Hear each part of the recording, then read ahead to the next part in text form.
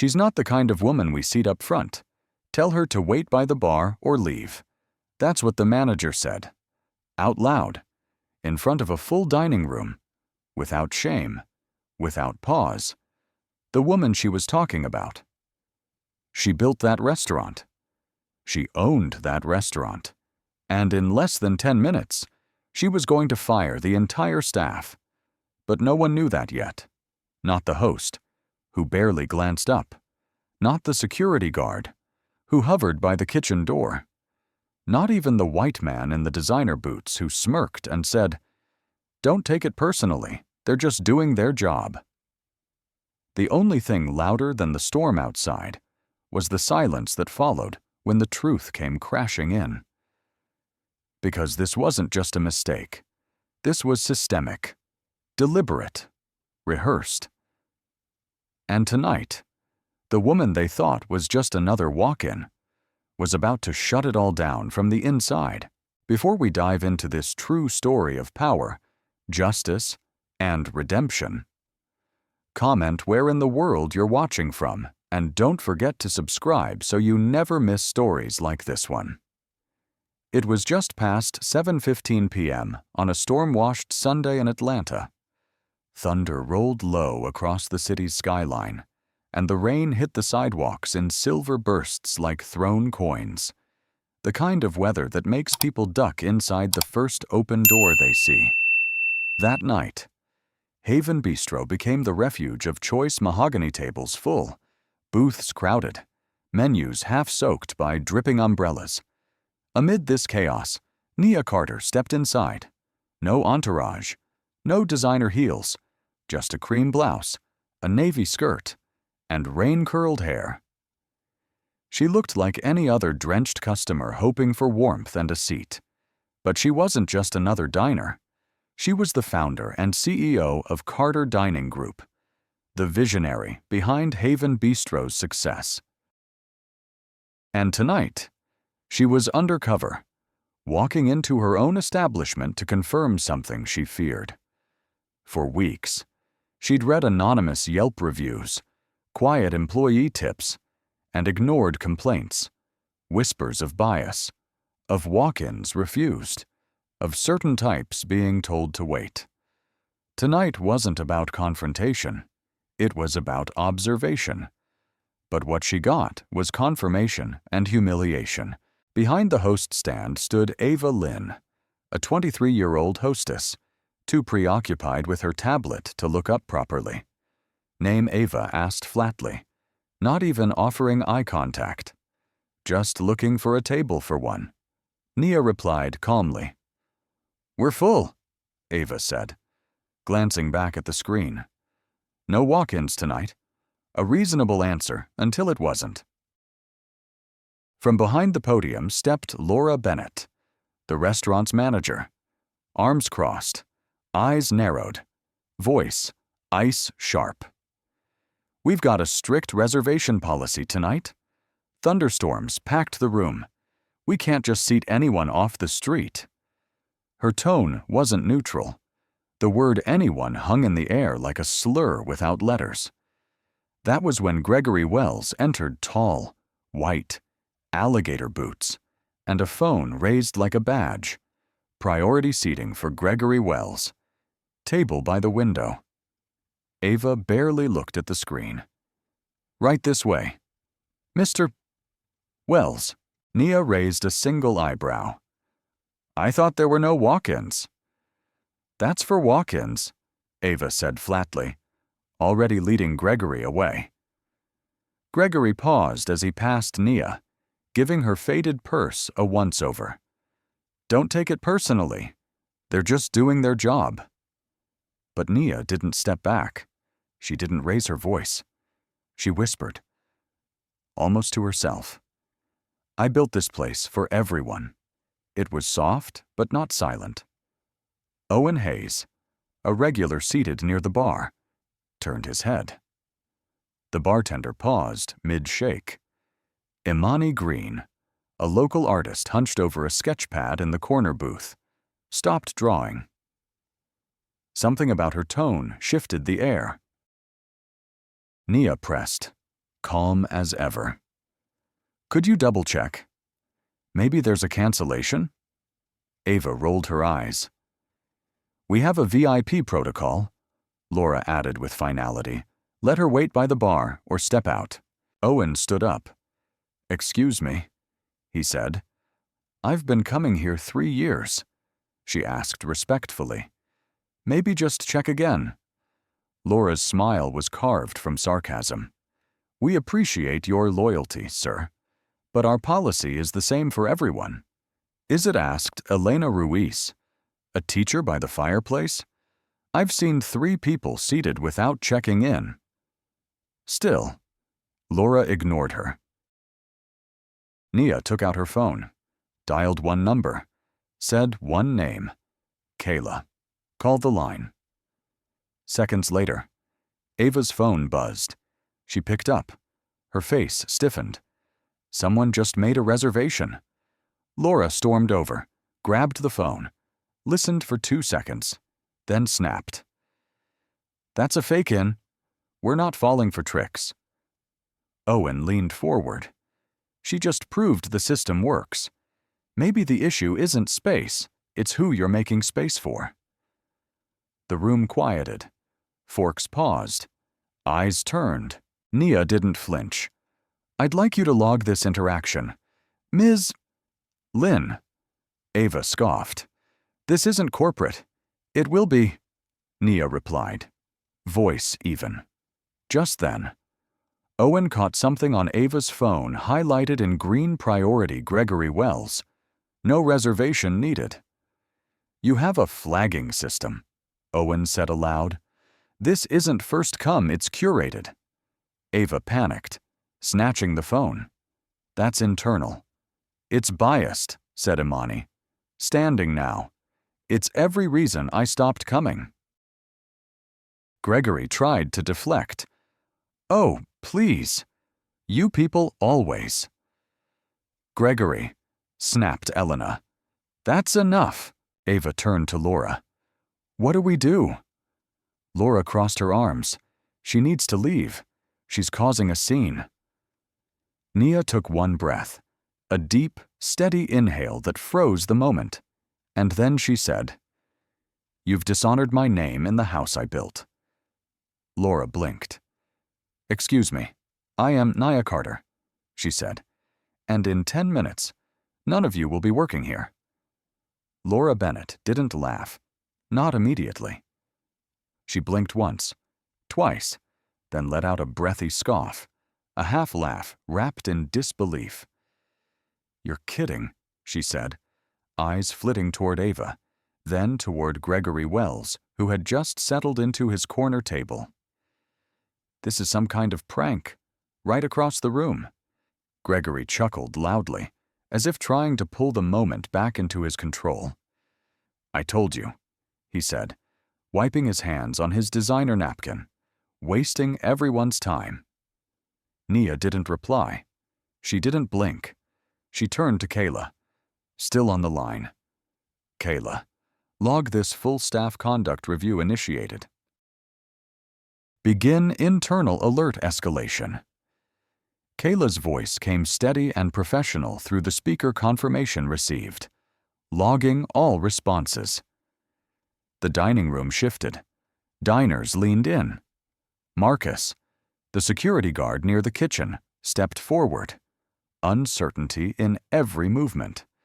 Should I do something? He asked Laura. Laura's voice cracked slightly. Yes, get her out. Now. But Marcus didn't move. Not yet. Because something about Nia's voice, the stillness, the control froze the room. The rain pounded against the windows again. A gust of wind shook the front doors. Then they opened. 2 new patrons, soaked and wide-eyed, stepped in. Any room, one asked. Glancing around, we saw open tables through the window, and there it was, the truth made visible. Seats, empty ones, space, what there wasn't. Decency. Nia's eyes swept the room, then turned back to Ava. You said you were full. You said there were no reservations. Ava's voice was sharper now, defensive. You're not on the list. I checked twice. Did you? Nia asked quietly. Gregory barked a short laugh from his table. She's wasting everyone's time. I'm wasting no one's time but yours. Mr. Wells, Nia said. And that clock is ticking. Owen, still standing near the bar, raised his phone. I just filed a complaint, he said, and I'm not alone. A ripple of heads nodded. We've watched your staff target people based on looks and assumptions for months. It's not new.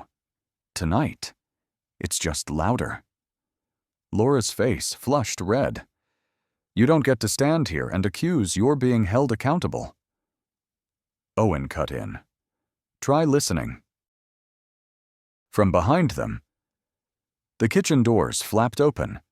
Ethan Price, Gregory's server, stepped out holding a half-assembled charcuterie board and wiping sweat from his brow.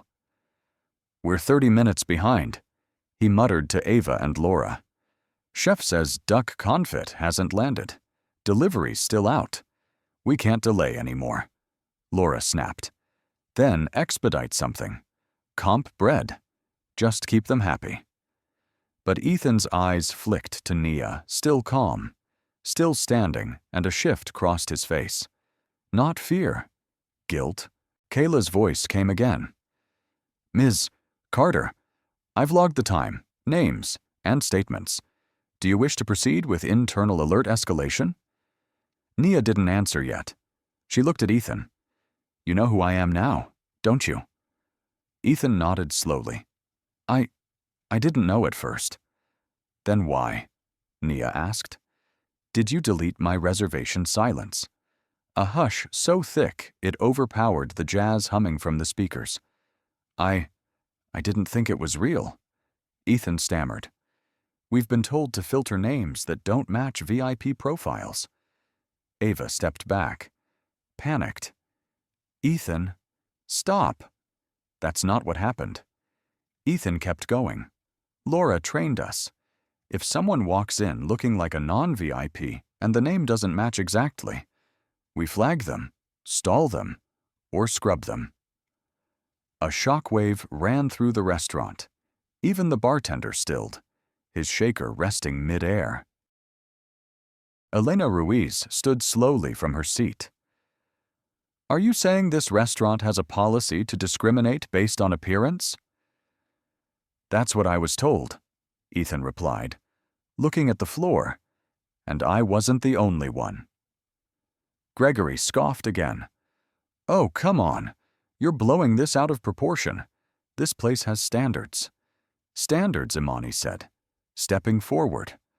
Or is that just code? Laura's voice cracked now. She doesn't have a reservation. That's still a fact.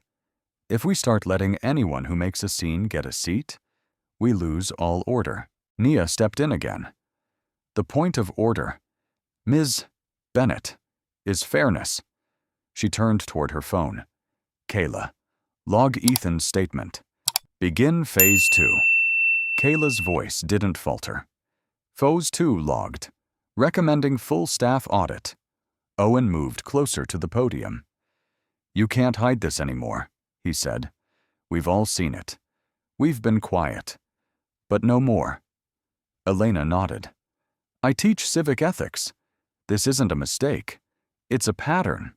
Professional misconduct. Ava's voice cracked.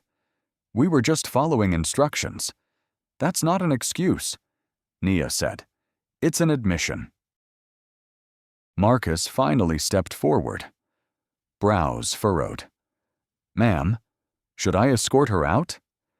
Nia didn't blink. Touch me, she said, her voice almost a whisper.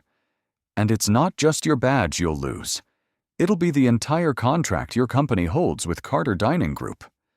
Marcus's hand froze near his earpiece. Understood, he said. Ethan turned away. Shoulders hunched. I'm sorry, he muttered. I didn't know you'd see it for yourself. You shouldn't have had to know who I was, Nia said. To do the right thing. Ava's eyes flicked from Nia to Ethan like she was watching a slow-motion collapse and realized she was part of it. She stepped away from the host stand, hands slightly raised. Ethan, don't speak for the team. That's not what I meant when I said VIP protocol. Ethan didn't look at her. He didn't look at anyone. He just spoke. Laura told us if someone comes in and doesn't match the image, if their name doesn't ping as a priority, or they don't look the part, we should stall them or quietly delete the entry. The gasps rippled again. Not as shock this time, but recognition. All around the room. Guests shifted. Some leaned forward. Others folded their arms. One woman stood. Phone recording silently. No flash. From near the fireplace, Elena Ruiz called out. So this entire front desk protocol is designed to block certain types of guests. That's what I was told, Ethan said again, his voice low but firm. And I wasn't the only one. Ava opened her mouth to object, but no sound came out. Across the room, Gregory Wells laughed nervously, trying to reclaim control. You people are blowing this way out of proportion. This place has standards. That's what makes it work. Standards, said Imani, her voice slicing through the air. Or is that just code for exclusion? Laura tried to assert herself, stepping between Naya and the host stand. None of this matters. She still doesn't have a reservation. That's policy. If we start letting people who make scenes get seated, then what's the point of order? Nia stayed still, unmoving, composed. The point of order. Ms. Bennett, she said softly, is fairness, and you've failed that spectacularly. She turned toward her phone. Kayla, log Ethan's full statement. Begin Phase 2. Escalation. Phase 2 logged. Kayla's voice came over the line, recommending full staff audit and preservation of internal complaint records. Owen stepped forward again. You can't hide this anymore. There are witnesses, regulars, customers who've seen this happen again and again. Elena added. This isn't just discrimination. It's malpractice, Ava whispered. We were just following instructions. And that's not an excuse. Nia responded. That's an admission. Suddenly, Marcus stepped forward. The security guard's presence loomed over the front-of-house team, his brow furrowed, his steps careful. Ma'am, he said, should I escort her out? You lay a hand on me, Nia replied without raising her voice. And it won't just be your job. It will be your company's contract with Carter Dining Group. He froze, arms still half lifted. His eyes darted to the guests, now fully engaged in the moment, silent but alert. He slowly nodded. Understood. Ethan shifted nervously beside the host podium. I didn't think she'd see it, he mumbled. I didn't think she'd care. You shouldn't have had to know who I was to care. Nia replied, That's the problem. Ava looked like she might cry. We didn't mean harm. You meant convenience, said Elena. And that, Nia added, is what hurts the most. Kayla's voice came again over speakerphone, clear and clinical. Corporates watching now. 12 weeks of complaint logs have been pulled. Yelp feedback aligns. Bias indicators confirmed. Laura opened her mouth to object. Nia raised a hand. Don't speak. Every word digs deeper. At Gregory's table, the white napkin sat untouched, his wine glass half full. He stood suddenly, brushing down his sleeves. Well, I'm not staying for this circus. No one asked you to, Imani replied, folding her sketchbook, but we'll remember how you moved when it mattered. Gregory brushed past Nia on his way out, saying nothing. She didn't flinch. "Let it happen," she whispered. Then louder, "Let all of it happen. This is what real accountability looks like. Not a show, not a speech, just truth stated plainly and faced fully." The silence in the restaurant was absolute. Marcus hovered again, visibly shaken. "Ma'am, I don't know what to do." "Then listen," said Owen. "We're not just guests tonight. We're witnesses," Elena added. "And some of us are reporters, professors, consultants. We won't be silenced." Nia turned toward Ava again. "You said you had protocols. I'd like to see the logs. Show me your guest screening filters." Ava hesitated, then whispered, "There's a folder. In the back office. Internal complaints. Filtered. Not filed to corporate." Kayla's voice cut through the air again. Location of complaint folder confirmed. Marking for audit. Laura turned red. Her voice pitched into panic. "You can't do this publicly. There are procedures." "I am the procedure," Nia replied. "You forgot who wrote them." In the seconds after Nia's words settled, no one moved. The room wasn't just still. It was suspended. Laura's arms were still crossed. Ava's hands trembled slightly. Ethan stood with the weight of admission sagging his shoulders. "And Marcus." He stared at the floor, where invisible lines had just been redrawn. "I am the procedure," Nia had said. And suddenly, that meant everyone in Haven Bistro was already on borrowed time. Elena Ruiz, the ethics professor, took a single step forward from her table near the fireplace. "I'd like to ask a follow-up," she said calmly, though her tone held the weight of a courtroom. "Go ahead," Nia said, not looking away from Ava. "This back-office complaint folder, has anyone from staff reported it before or escalated concerns about it?" Ava's voice was barely audible. "No, we were told not to. That it would make the location look bad, that we'd lose bonuses. So," Elena said, gesturing gently, "the structure here isn't broken. It was built this way. That statement clear, clinical, devastating, rippled outward. You could feel it land at every table." Nia turned slowly toward Ethan. "Is that true?" He nodded once.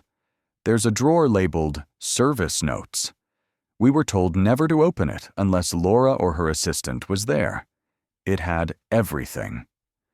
Kayla's voice filtered back through the phone on Nia's hand. "Noted, complaint folder location flagged. Internal audit will retrieve and verify integrity." Marcus shifted awkwardly. Voice heavy. "Ma'am, I've seen that folder. I didn't know what was in it, but I knew it wasn't just menus and schedules." "Then why didn't you say something?" Owen asked. Marcus looked at the ground. "Because I didn't want to lose my job." And now Imani asked gently, standing again. Marcus raised his head. "Now I realize if I don't speak, I already lost it." Then, from behind the podium, Ava spoke again, her voice brittle but honest. "There's more." Everyone turned. "What do you mean?" Nia asked, eyes narrowing. "There's a second folder," Ava said. "Not complaints from guests. Internal ones. From staff, hosts, servers, vendors. Reports of bias, misconduct, harassment. We kept them in a drawer labeled non-critical. Laura said if we didn't escalate them, they'd stop coming in." Ethan blinked in disbelief. "You told us those were training notes." Ava shook her head. "They weren't." Kayla's voice came in, sharper now, Secondary folder confirmed. Staff harassment report stored off record. Flagging for immediate legal review. Owen let out a low whistle. So the problem's not just what you did, it's what you buried. Nia's posture didn't change, but her voice deepened. You thought silence was a solution? No, Ava said, barely audible. I thought silence was survival. That single sentence hung longer than any thunder all night. And for one sharp, sobering moment, people didn't see Ava as a villain. They saw her as a cog. Not exonerated, but exposed. Nia turned toward Ethan. Do you regret it? Yes, he said without hesitation. But I know that doesn't change what I did. Good, Nia said, because you'll have time to reflect somewhere else. A breath caught in Ava's throat. You're really doing this? Right here publicly. Nia didn't flinch, because it didn't happen in private. And what's broken in the open must be mended in the open. From across the room, Imani stepped forward. You're the reason I stopped bringing friends here, she said. Her voice measured. I got tired of being invisible. She looked Nia in the eyes. Tonight, you gave me a reason to come back. Nia offered a small nod. That matters more to me than any 5-star review. The storm outside cracked once more, its low rumble echoing like a curtain falling. Then, just for a second, the lights flickered, then held steady. A signal, a shift, a reckoning. Marcus took one step back, his voice low. So, boss? What now? Nia turned toward the dining room. Now she said, We begin making it right. Owen raised a hand. Slowly, like someone volunteering in class. I have a question. Nia nodded. What happens to the people who let it happen? Who watched? Who stayed quiet? Nia replied, They're part of the cleanup if they're willing to face it. But if they look away again, they become part of the mess. Ethan's voice returned, quieter. There's one more thing. Nia tilted her head. Go on. There's a spreadsheet, he said. It tracked guests we were told to flag. Their initials, their accents, even their zip codes. Nia inhaled once, eyes closed. Ava nodded. It's real. Laura started it. Kayla's voice came through once more. Shadow registry confirmed. Logged for formal disciplinary escalation. Tier 2 activated. The moment Kayla confirmed the existence of a shadow registry. A perceptible chill swept the restaurant. No one moved. The weight of what had just been revealed didn't rest on one table or person. It fell across everyone in the room. Guests sat still in their seats, not as diners anymore, but as witnesses. And Nia Carter stood at the center of it, a quiet force in a storm she hadn't created, but would now command to its end. Ava's shoulders slumped. I didn't create the registry, she muttered. Laura did. You just used it, said Elena. Ava's voice cracked. I thought it would help avoid issues. We'd get warned when certain guests flagged past complaints or looked like they'd cause problems. You mean looked like me, said Imani, folding her arms. Like a problem because I didn't come in with a suit or a last name on the donor wall. Ava didn't respond, because there was no rebuttal. Nia turned toward Laura. The woman hadn't said a word since the audit confirmation. Her jaw was set tight, her arms crossed tighter, but her silence no longer read as strength, it read as fear. Ms. Bennett, Nia said, her voice razor sharp. You started the list. You trained your staff to stall, filter, and erase. Laura lifted her chin. "This is your fault," she said flatly. "You built this place so focused on optics. We had to keep things tight. High-profile clients expect exclusivity. We kept it exclusive. You misunderstood the mission." Nia replied, "It was never about exclusivity. It was about excellence." Gregory Wells, still loitering near the door with his blazer over his shoulder, finally spoke. "You all act like this is some huge scandal. It's just service. Businesses prioritize loyal clients. Every industry does it." "You're not wrong," said Owen, stepping forward. "But loyalty has never been the issue. Assumption is—" Gregory laughed once, bitterly. "I can't believe I came here to eat and ended up at a TED Talk." "Then you're free to leave," Imani said, "and take your entitlement with you." Gregory didn't need another cue. He pushed through the exit without looking back. Laura looked around, realized that no one stood with her anymore. Ava's expression was hollow. Ethan looked exhausted. Marcus's head was bowed. "You're all turning on me," she snapped. "I made this location a top performer." "By controlling who walked in the door," Nia said, and silencing everyone who questioned it. Kayla's voice returned through the phone in Nia's hand. "Legal has been briefed. Audit is in progress.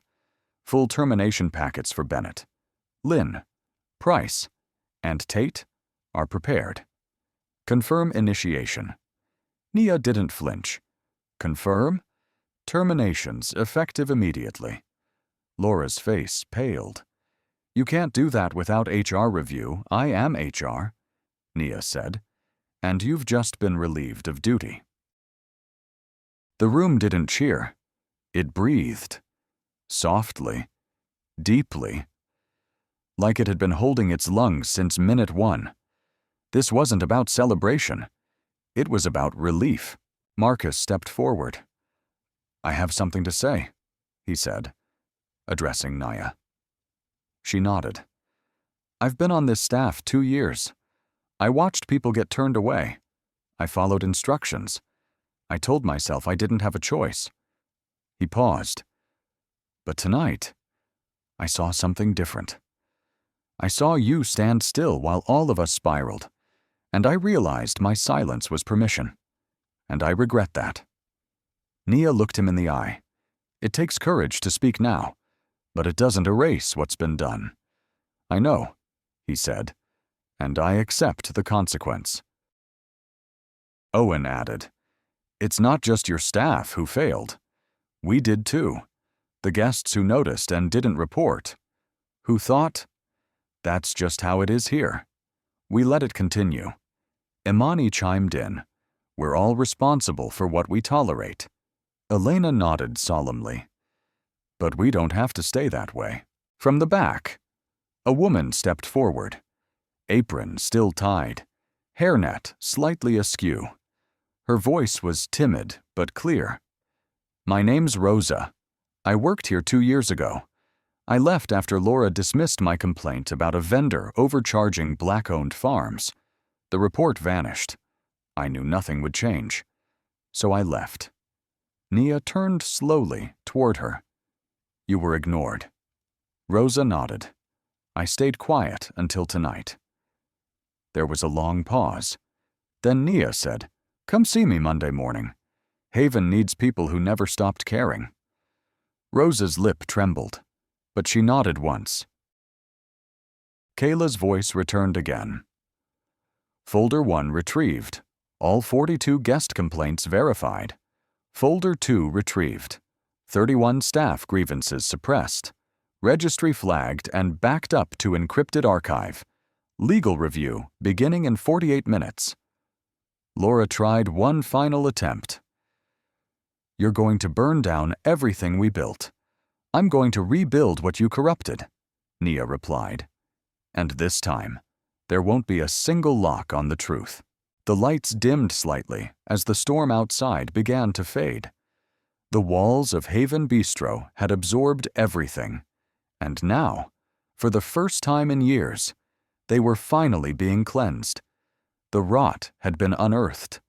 The reckoning was no longer coming. It was here. The restaurant no longer hummed with casual clinks of cutlery or background chatter. Haven Bistro had become something else entirely. A courtroom without benches, a confessional without curtains. And Nia Carter, founder and CEO, stood not as an executive tonight, but as a truth-teller flanked by silence and consequence. "Kayla," Nia said, her voice calm. "Proceed with the final phase." "Understood." Kayla responded. "Termination files being deployed to local systems. Public statement draft ready on your approval." Ava staggered a half-step backward. "You're actually doing this. You're firing all of us right now."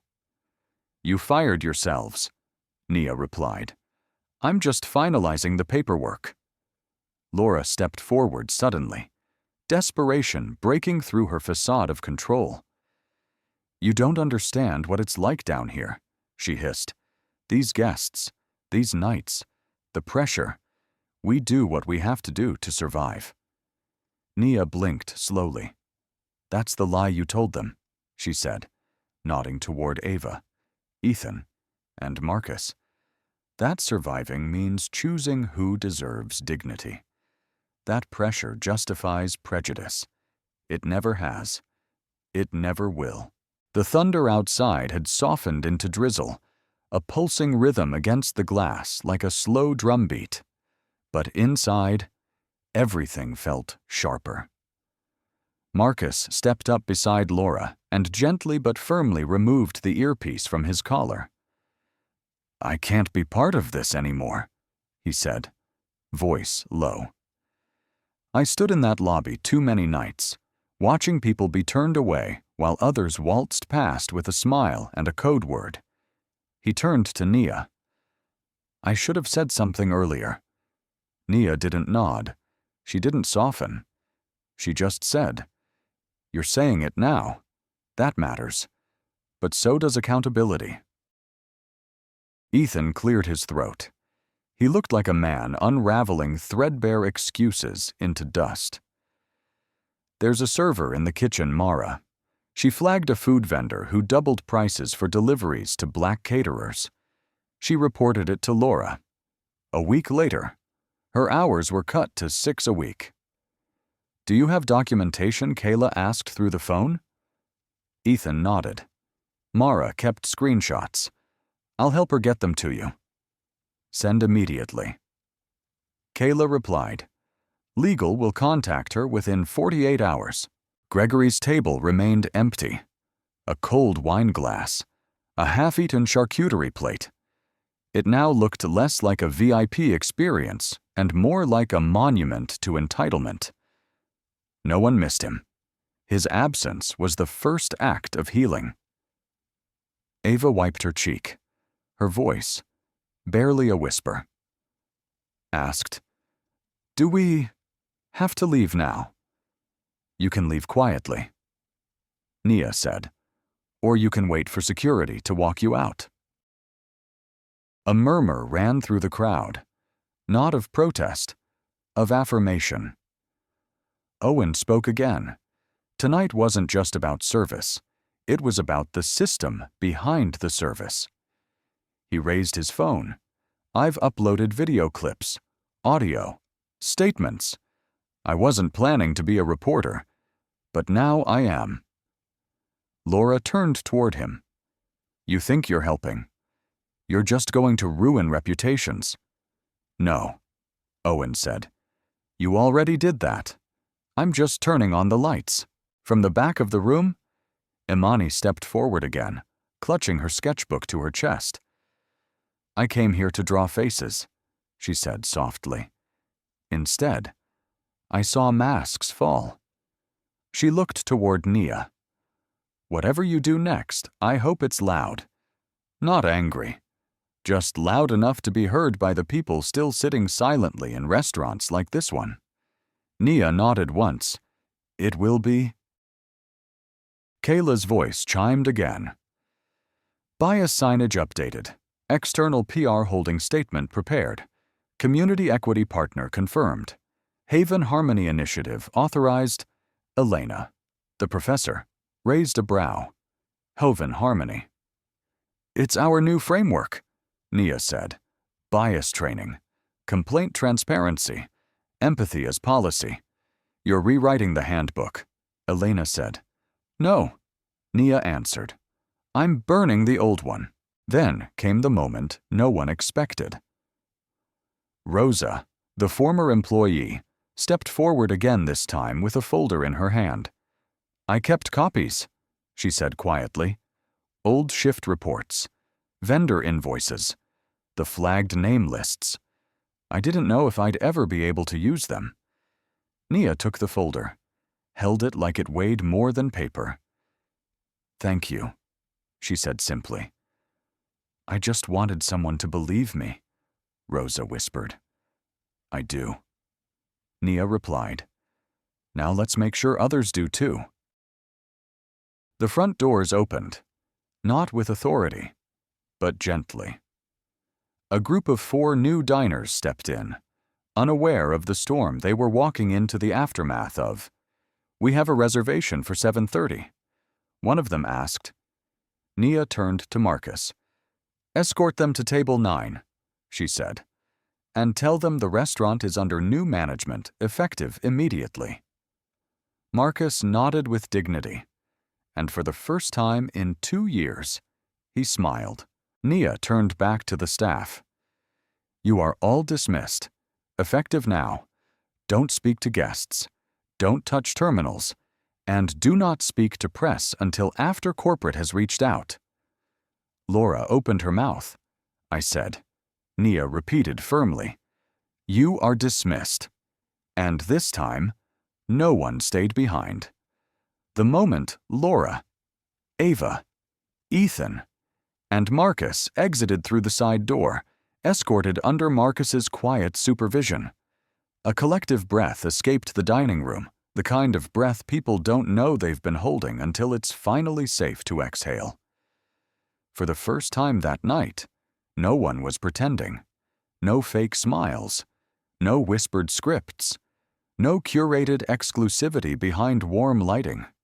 Just the truth, raw. Uncomfortable. Necessary. Nia stood still in the center of the dining room, rain-dampened blouse clinging faintly to her shoulders, her gaze slowly sweeping the room as if mentally reconstructing every corner that had gone unchecked. She didn't speak right away. She didn't need to, because every eye was already locked on her, not with fear or confusion, but with something rarer. Hope.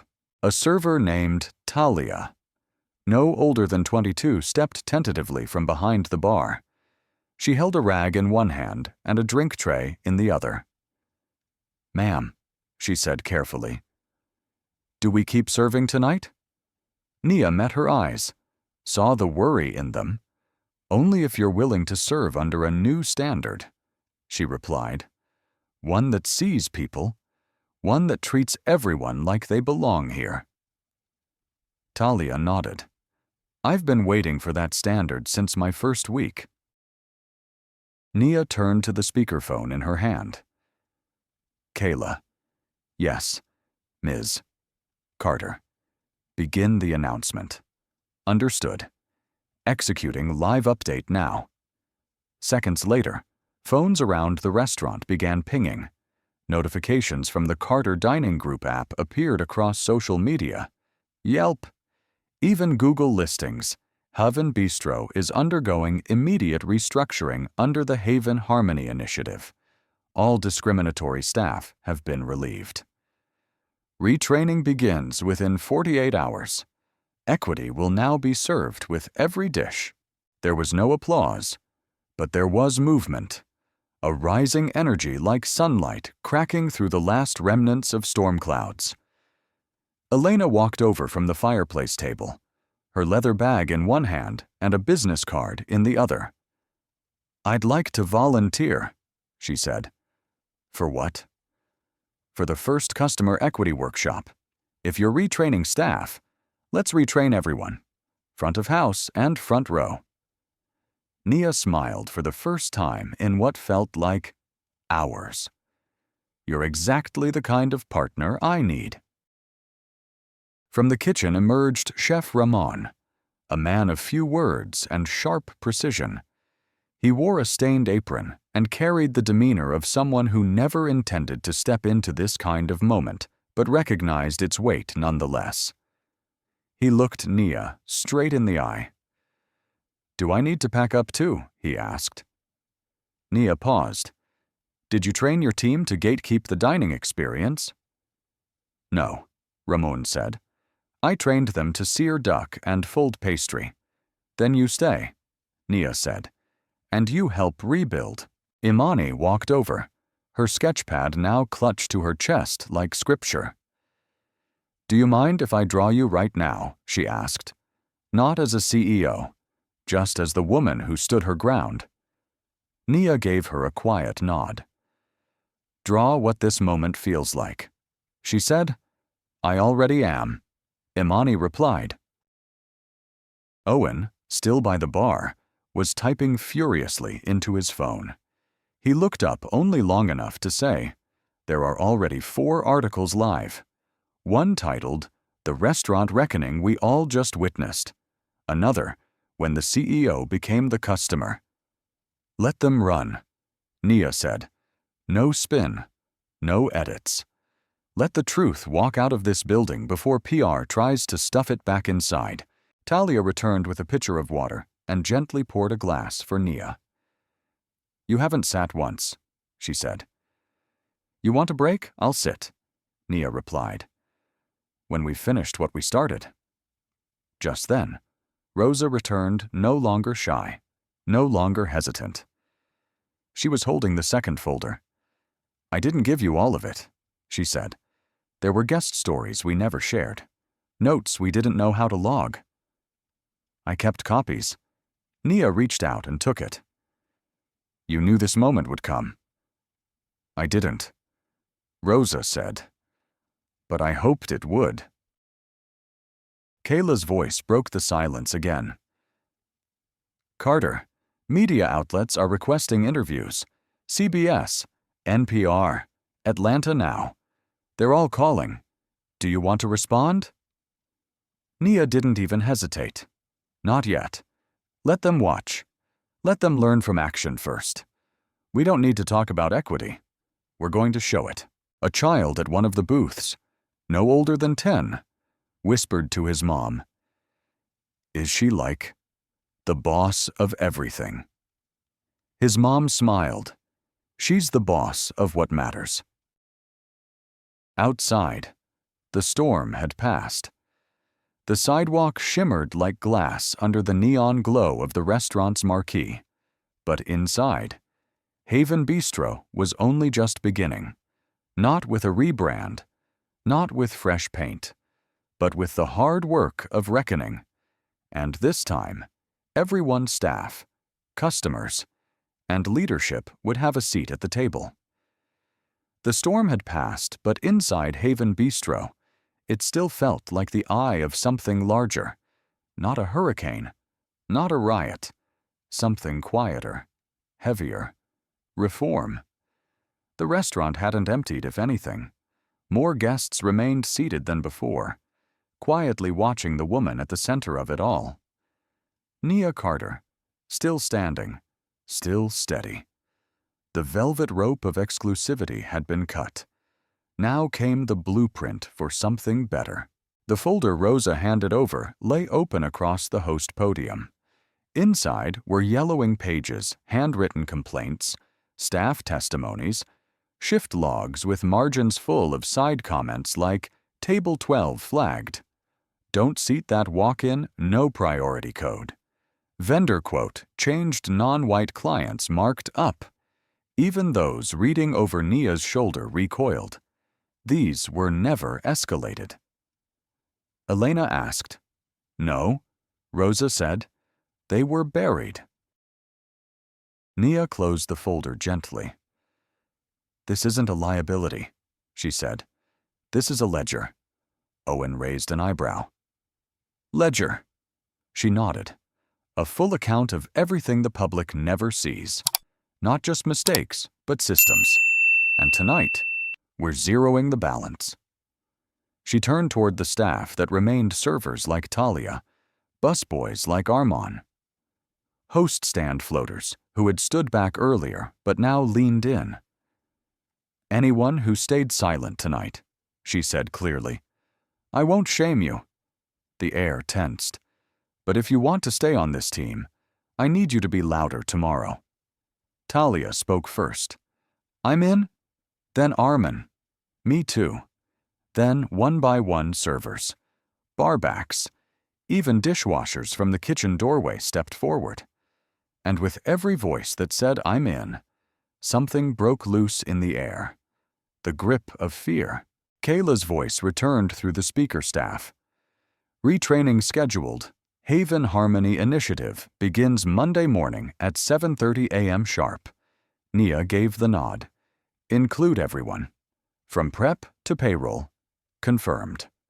Also, a suggestion from HR. Would you like to rehire Rosa? Nia turned to her. What do you say I never stopped caring? Rosa said, I just stopped being heard. You'll have both now. Just then, a tall man in a gray coat stepped through the front door, bald early 50s, with a slow, calculating walk. Apologies for interrupting, he said. I'm Anthony Hale, civil rights attorney. One of my clients tipped me off about what happened here tonight, Owen muttered. This is gonna be good, Hale continued. I've reviewed some of the early footage. I'd like to offer support pro bono for any employees or customers harmed by these policies. And if you're willing, Ms. Carter, I'd like to help shape this initiative into national policy. The room blinked. Nia stepped forward. I didn't intend for this to become federal reform, she said. Most revolutions don't intend to. Hale replied. They just start with someone refusing to be moved. In the far booth, Imani was already sketching again this time. Nia's silhouette under the pendant lights, a storm behind her, and justice at her feet.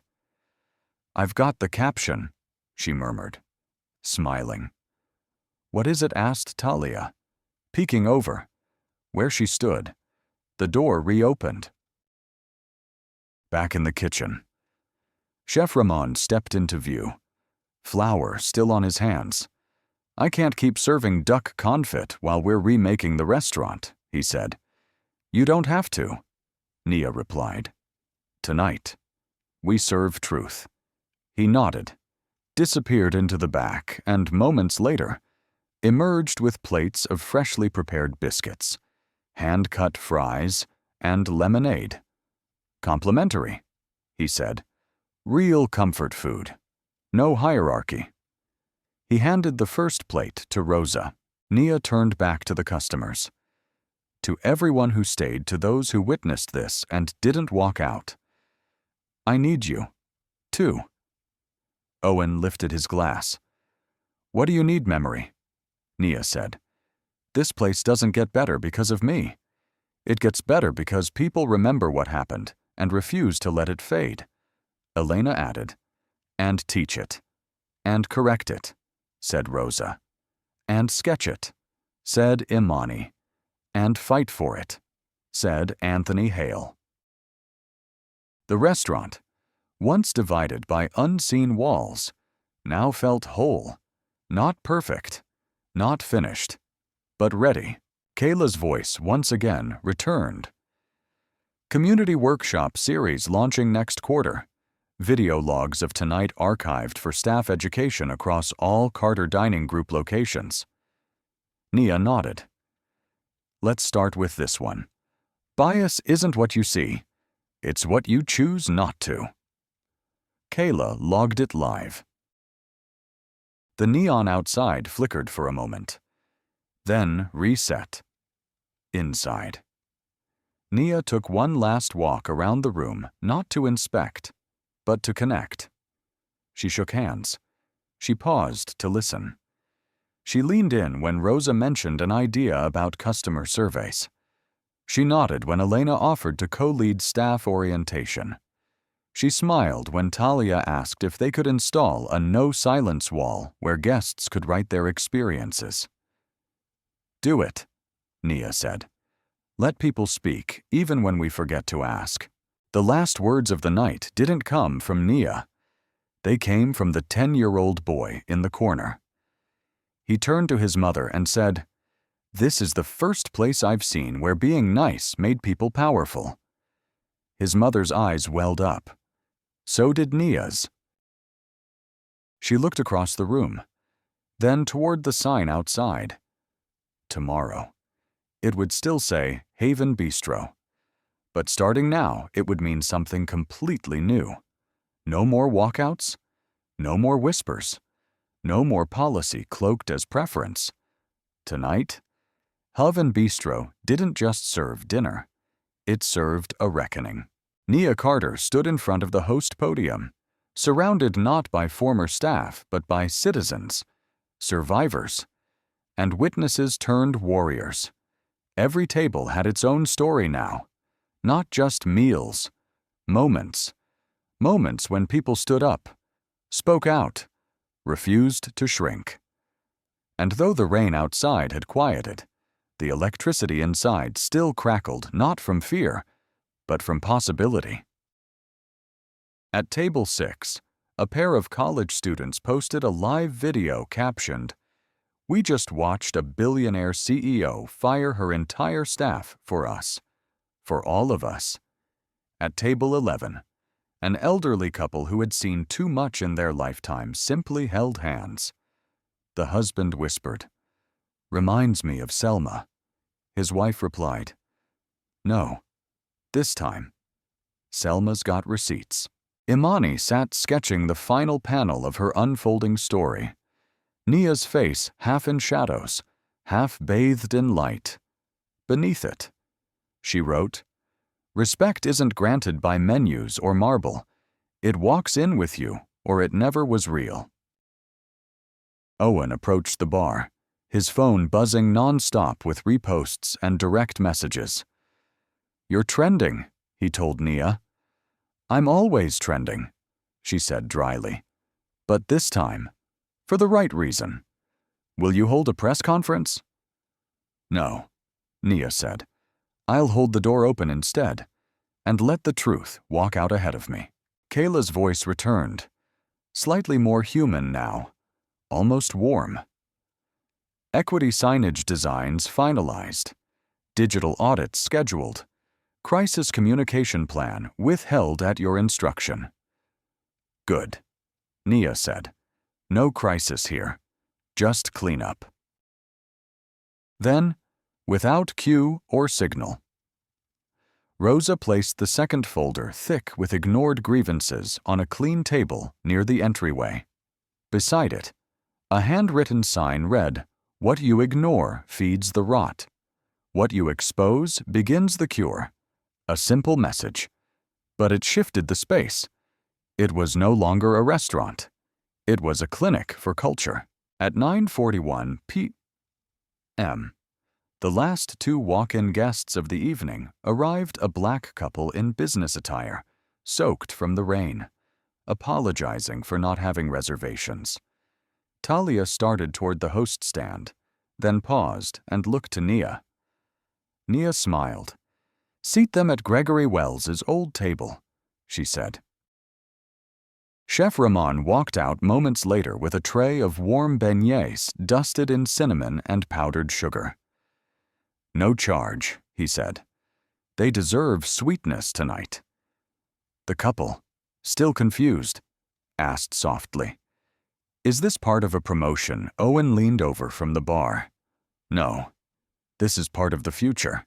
In the corner, Elena addressed a small group of diners who'd begun discussing civic equity codes and small business bias policies. "This is what justice looks like," she said, "when it starts not in courtrooms, but at countertops." Nia returned to the podium one last time, But she didn't speak to the staff. They had already been heard. She spoke to the room. To every person in this space tonight, she began, you didn't just witness change, you created it.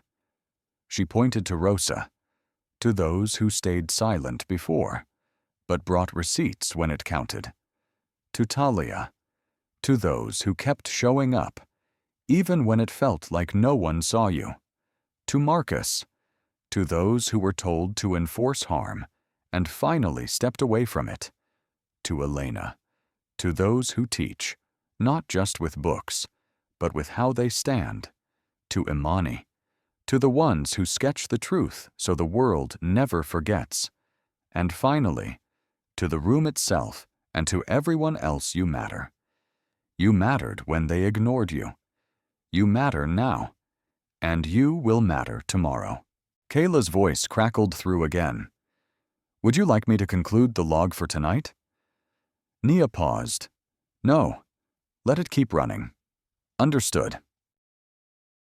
A small laminated card was placed beside the podium, written by Talia. It read, "The House That Listened," and beneath it, all are welcome without exception. The guests remained long after closing, not to eat, but to be in a space that had been born again. The lights dimmed slightly. The music changed to low jazz. The energy settled into something rare and permanent. Belonging. The last image of the night was Rosa locking the old folder in a glass case, not to hide it, but to preserve it. A reminder, not of what had happened, but of what would never happen again. The Old Haven Bistro would have locked its doors at 10 Saunders pitch, mams, sharp. Lights dimmed, registers closed, guests ushered out with polite urgency. But not tonight. Tonight, the doors stayed open, not because the staff had orders, but because no one wanted to leave. Rosa wiped down the last clean table. Not because anyone asked her to, but because it felt like a sacred act now. Every water ring, every speck of sugar, every trace of the old culture had to go. Beside her, Talia was laying down newly printed guest comment cards this time, not just for feedback on food or service, but on dignity. At the top, bold letters read, "Were you seen? Were you heard?" And just beneath it, "Tell us, this space belongs to you, too." Back at the front, Nia stood beside the folded podium. Kayla still lived on speaker. The voice of corporate cool, clean, unwavering felt less like surveillance now and more like a bridge between the boardroom and the people it had once ignored. "Ms. Carter," Kayla said, "we've completed preliminary brand reputation scans. Surprisingly, response is 94% positive.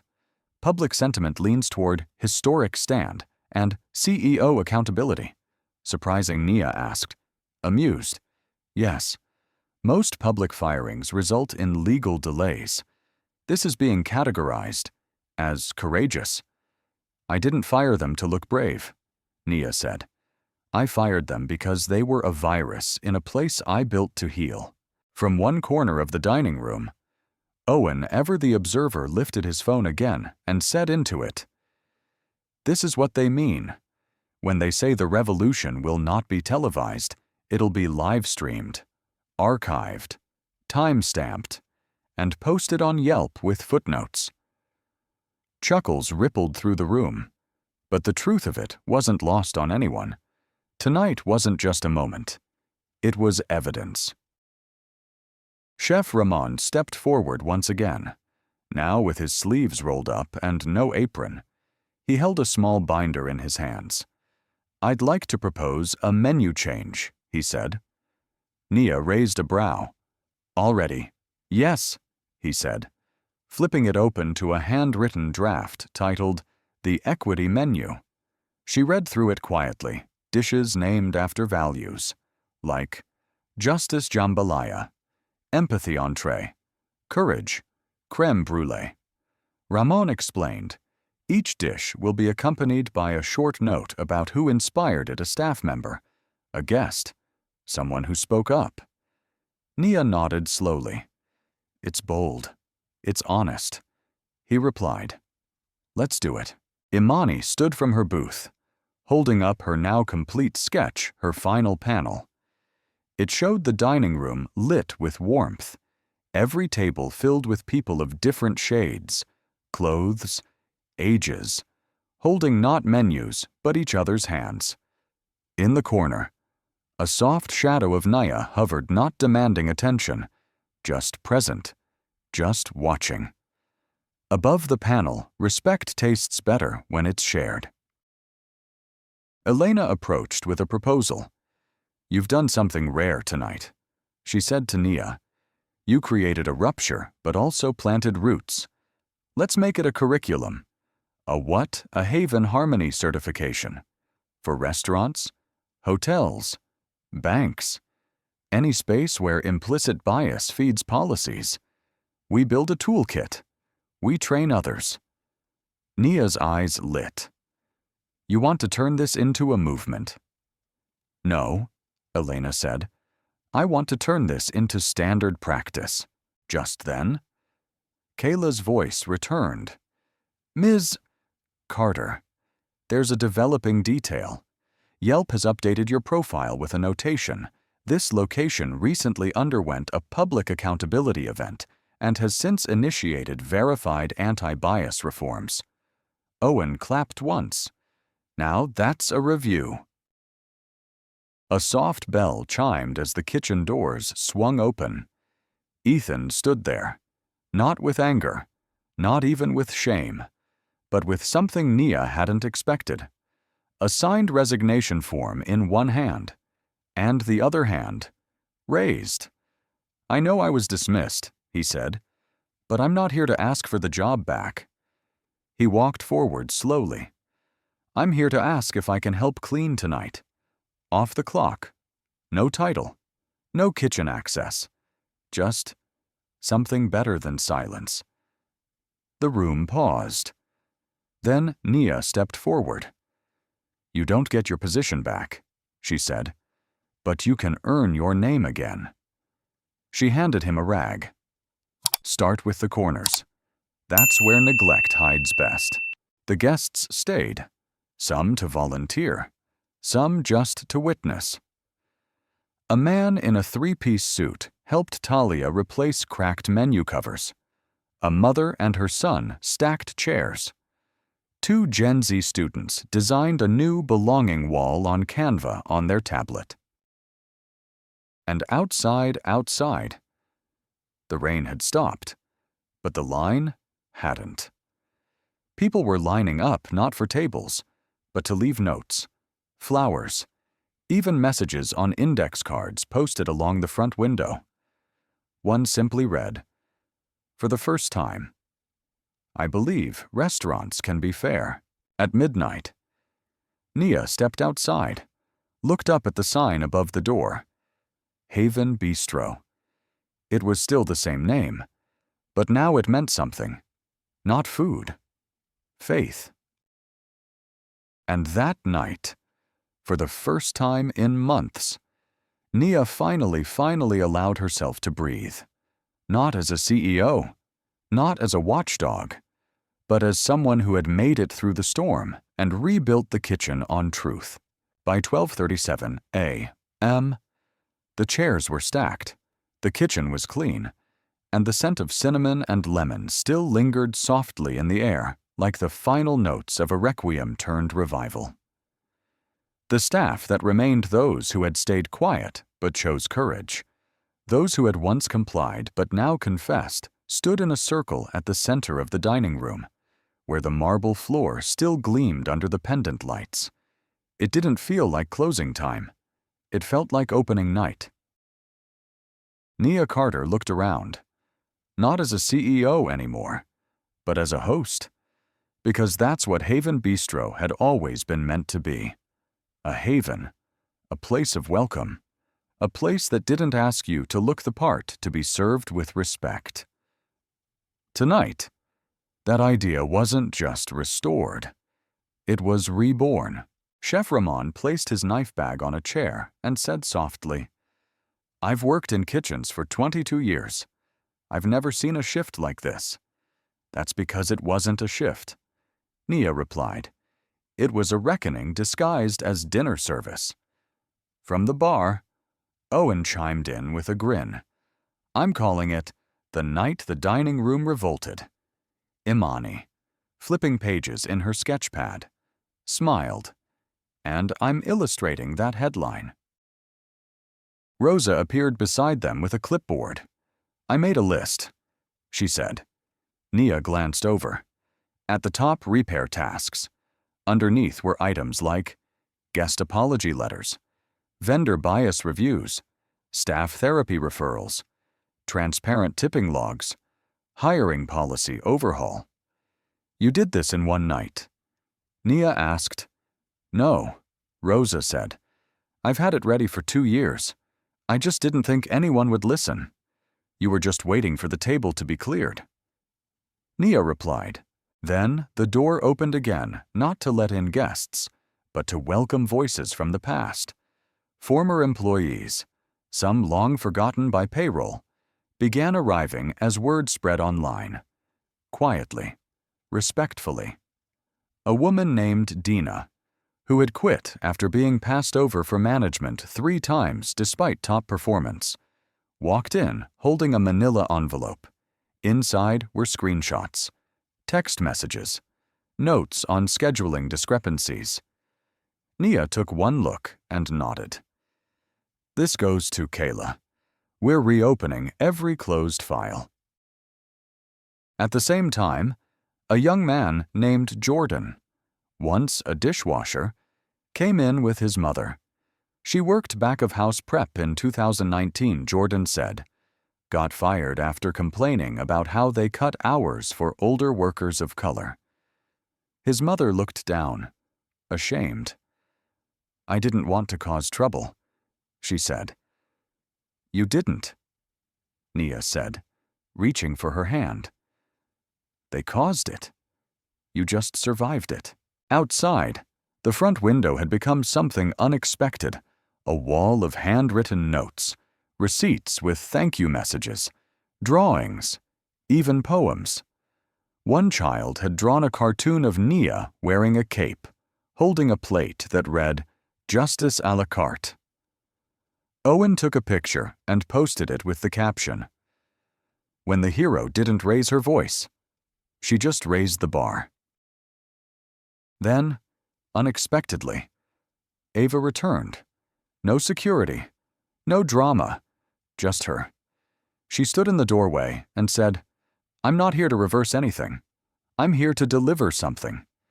She walked up and placed a worn, leather-bound book in Nia's hands. "What is this?" Nia asked. "The real registry," Ava said. "Not the system we logged electronically. The hidden one." Laura kept it in the drawer labeled vendor orders. Inside are names, descriptions, comments no one dared say out loud. But they wrote them down. Nia opened the book. It wasn't a guest list. It was a history of exclusion. Each page included shorthand like 12 top, 2 urban, split across booths. Ask for card up front looked like trouble. Brought own baby food, low tipper. Accent, hard to understand seat near kitchen. Each line was a scar. Each page, a confession. And yet, Ava had returned with it. She didn't ask for forgiveness. She didn't even speak again. She just turned and left. Sometimes redemption isn't a speech. It's a delivery. Back inside. Nia placed the leather book next to the framed statement Rosa had posted hours earlier. What you ignore feeds the rot. What you expose begins the cure. And together, they looked like exactly what they were: an obituary for the old culture, and a birth certificate for the new one. "Kayla," Nia said. picking up her phone. "I want this building audited. Already underway." Kayla responded. "Every digital policy, every hidden list, every purchase agreement. We'll surface everything. And after that, we recommend publishing it all. Do it. Even the ugly." "Especially the ugly," Nia said. "That's the only way we make sure it never hides again." At 1:24 a.m., Nia Carter turned off the now seating sign, but she didn't flip the closed plaque. Instead, she replaced it with a handwritten card, "Truth served here," and under it, "We may be off hours, but we're always open to accountability." That night, no one applauded, but everyone understood. Something rare had happened. Something raw and irrevocable. Not a firing, not a scandal, not a PR move, but a blueprint, drawn not with contracts, but with courage, and built not by one voice, but by every person who finally refused to stay silent. At 7:52 a.m., the sun broke clean across Atlanta's skyline, gilding the restaurant's rain-streaked windows in gold. The street outside was unusually quiet for a Monday, except for Haven Bistro.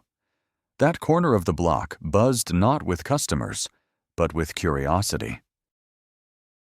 Photographers gathered across the street. A Channel 6 news van idled nearby. Pedestrians slowed as they passed the window display, now covered in handwritten notes, laminated apologies, and one bold statement printed in crisp black font. "We fired the problem, not the people.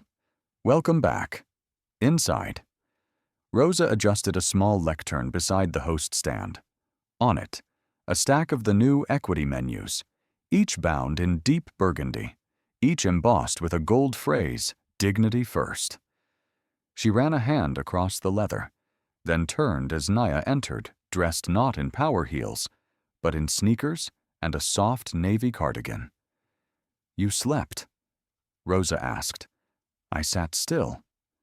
Nia replied, "That's close enough."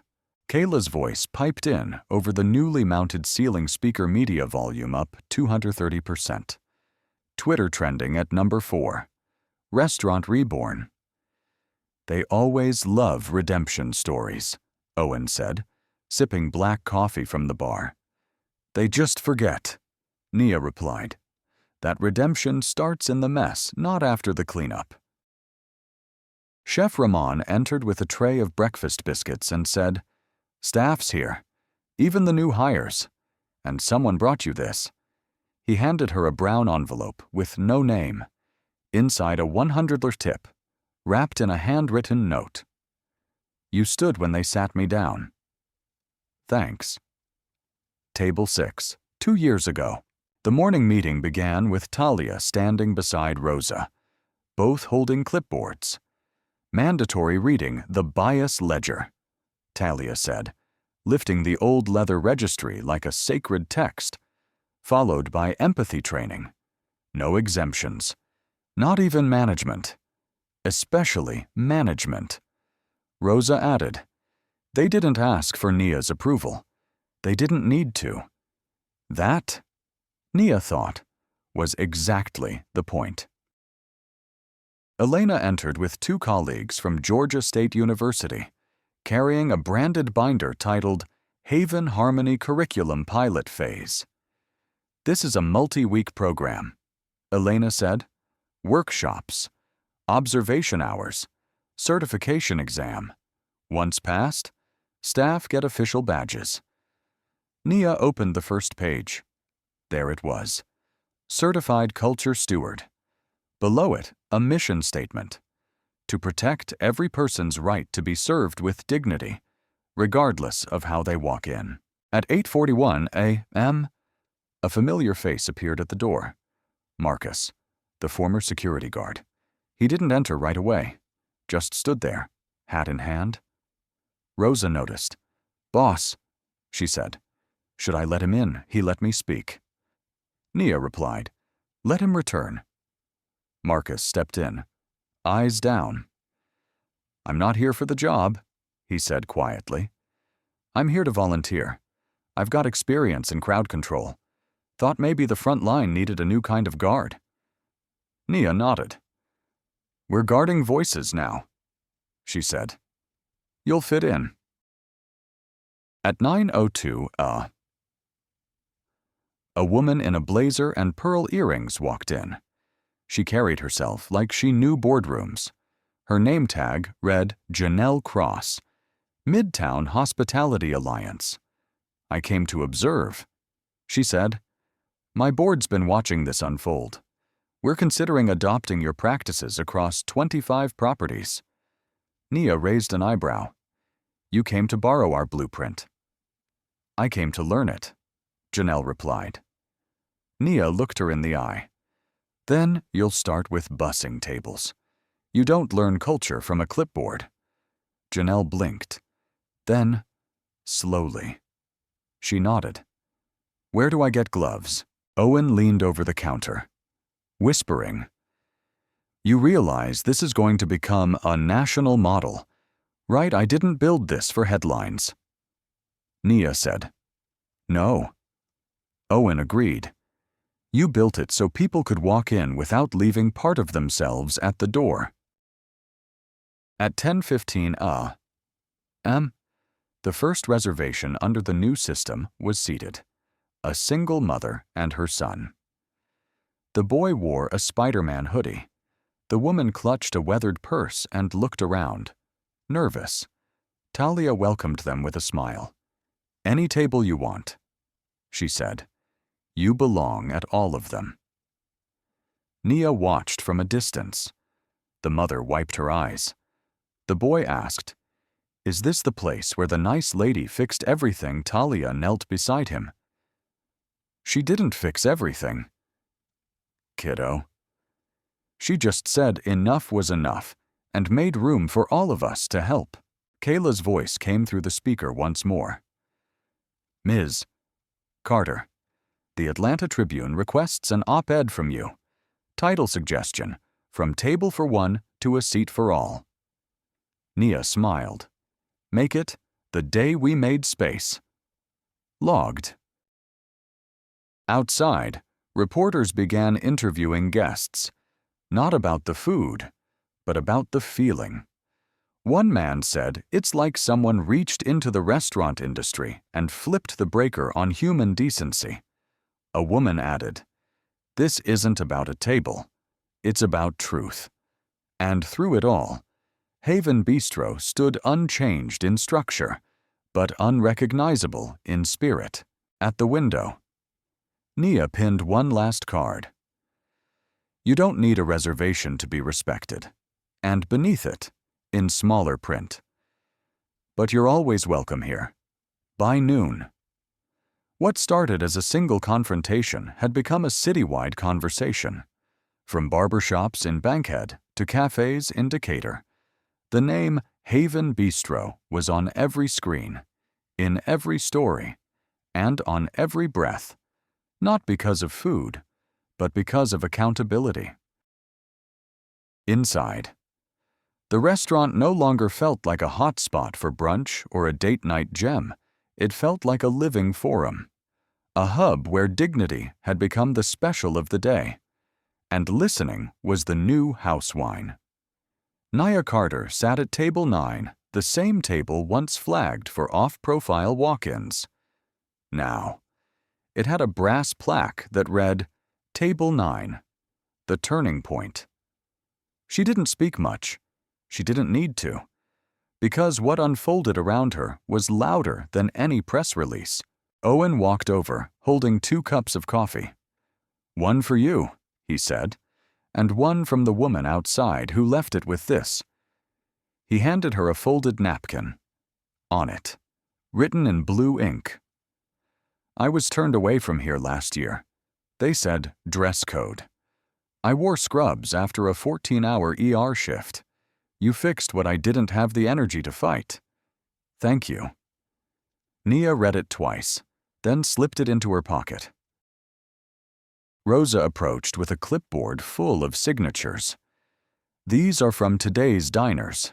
Every one of them wants to receive alerts when equity training events go public. Some even asked if they could donate. Donate to what Nia asked. To whatever's next?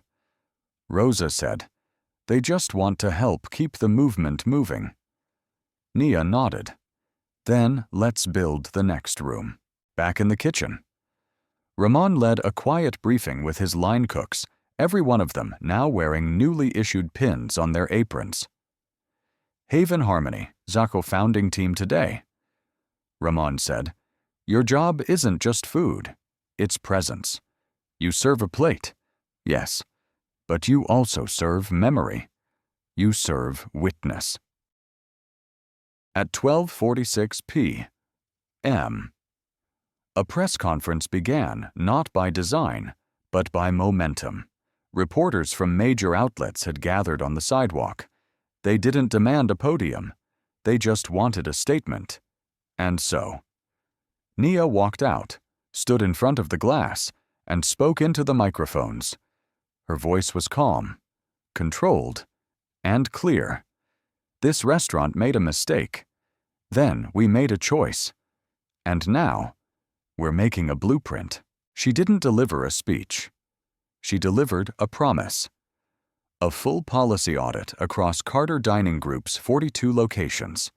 A public digital ledger for internal complaints and resolutions. A no blacklist guarantee appearance. Accent. Attire. Income none could disqualify someone from being served with dignity. And finally, starting today, Haven Bistro will no longer be a business that tolerates equality. It will be a business that enforces it. The crowd applauded. Not politely. Proudly. Elena emerged from the side entrance, holding a newly bound curriculum. It was titled, The Haven Standard Dignity as Design. We'll be launching workshops in every state, she said to the cameras. And this will be required reading for anyone in food service who wants to join us. Nia added, it's not about training people to smile. It's about training them to see. Back inside. Talia led a private session with remaining staff, some of whom had arrived just this morning. She pointed to the chalkboard wall near the kitchen. Written across the top, what we will no longer do. Below it, a list forming in real time. No more ignoring accents. No more seat shuffling based on race. No more invisible guests. No more check attire, first whispers. No more that table doesn't tip assumptions. Each team member added their own and signed beneath it. In the corner, Imani watched a new family be seated at her usual booth. She smiled, then tore a page from her sketch pad and gave it to the young daughter. On it, a drawing of the booth, filled with people of every shade. Captioned, "This is your table now." At 2:17 p.m., Kayla's voice piped in again. "Ms. Carter, NBC has confirmed your story will lead tonight's 6 p.m. segment under the title, 'The Restaurant That Fired Back One CEOs Stand for Equality.'" Nia sighed. "Let them run it. Would you like to review the edit?" "Nakskon," Nia said. "Let them see what everyone else saw. Not a show, a shift." Meanwhile, a mother at table 7 leaned over to her daughter and whispered, "Look around. What do you see?" The child looked up, thought a moment, then said, "It looks like everyone got invited to the party." Her mother smiled. "No baby, not just invited. They got seated, and so the day rolled on. Guests flowed in not for duck confit or press hype, but for the feeling, the sense that for once this place got it right, that reform didn't come from protests or lawsuits. It came from the boss walking in as a stranger and leaving as a leader. Nia returned to her seat at table 9. She didn't eat. She didn't type. She just watched. And what she saw was simple. profound, and rare. No one looking over their shoulder, no one second-guessing their worth, just people, eating, and being seen. By 4:12 p.m., Haven Bistro had stopped feeling like a restaurant and started feeling like a movement in motion. It wasn't just that the staff had changed or the policies had evolved. It was that the energy, the very soul of the space, had shifted from service to solidarity. The sun filtered through the windows at a slant now, casting golden light on the notes still taped to the walls. Dozens had been laminated and pinned like art. I wasn't dressed like VIP. You treated me like family. My accent didn't disqualify me here. This is the first restaurant where I didn't shrink when I ordered. Some were just initials, some just single sentences, but all of them were testimonies. Owen passed Nia a folder marked External Requests. Inside were offers from hospitality groups asking for training consultations, equity startups offering tech to track guest satisfaction across race and class, civil rights organizations offering grants to expand the Haven Harmony model nationally. "You've turned this into a playbook," Owen said. Nia nodded slowly. "No, we turned it into a promise we can teach." Kayla's voice buzzed in from the overhead speaker. Update. We've now received inquiries from 11 cities asking to pilot the Haven Harmony standards at public venues, including city halls, libraries, and clinics. City halls? Rosa asked, blinking. Yep. Owen grinned. We're not just fixing dining. We're fixing the front desk of America. Just then, a group of 3 teenagers walked in, hesitant and wide-eyed. One wore a hoodie, one wore a hijab, one had headphones still dangling around his neck. They approached Talia, who smiled and said, "Welcome to Haven. We saw the videos." One of them said, "Are we allowed to just hang out?" "We don't have reservations." Talia stepped from behind the stand and looked them in the eyes. "You don't need reservations to belong. You just need honesty and hunger." The 3 sat at the now legendary Table 9. Inside the kitchen, Chef Ramon prepared their plates himself. No shortcuts, no half portions, no assumptions. "I've served celebrities who never looked this grateful," he muttered as he sprinkled parsley on the warm bowls.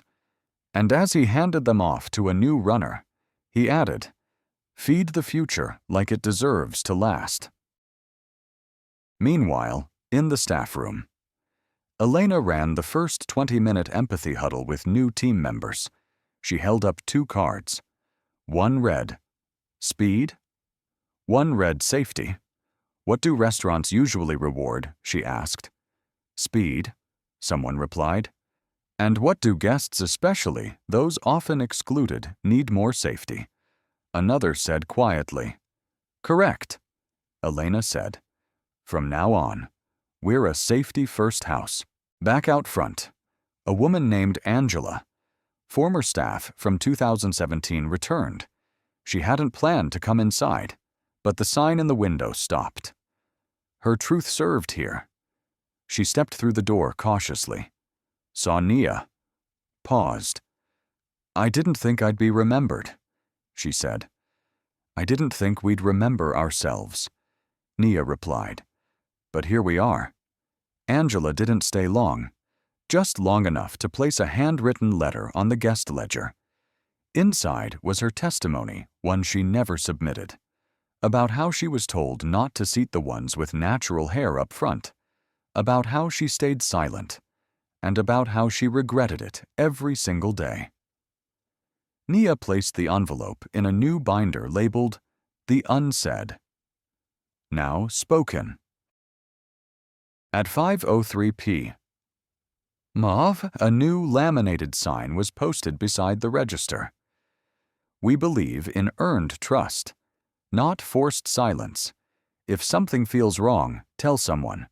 Not tomorrow. Now. Talia smiled as she read it. It's not just signage. It's a signal. Imani created an impromptu art wall using butcher paper and charcoal. Guests were invited to add words. Some scribbled fast. Some drew. One child traced their hand and wrote inside it, "I was seen here." Outside, a small crowd formed. They weren't protesting. They weren't gawking. They were waiting, hoping for a chance to enter. Not for a table, for an experience. Back inside, Nia stood in the middle of the floor. Marcus approached from the side. "We're not a restaurant anymore," he said quietly. "What are we?" Then, Nia asked.